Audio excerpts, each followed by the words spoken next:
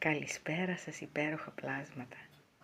Κάνω αυτό το βιντεάκι γιατί θα ήθελα να ξέρετε ότι αύριο το απόγευμα στις 6 ώρα θα είμαστε στο κτήμα της Λεβάντας.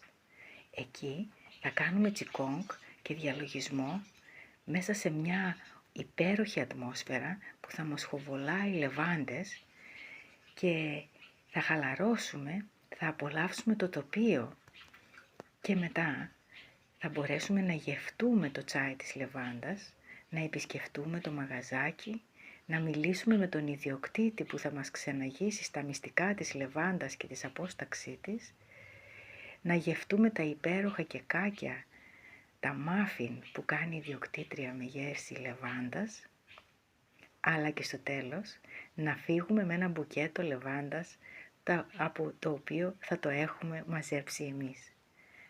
Αύριο λοιπόν στις 6, στο μεσημέρι, στο κτήμα της Λεβάντας, σας περιμένω όλους. Γεια σας, καλή αντάμωση!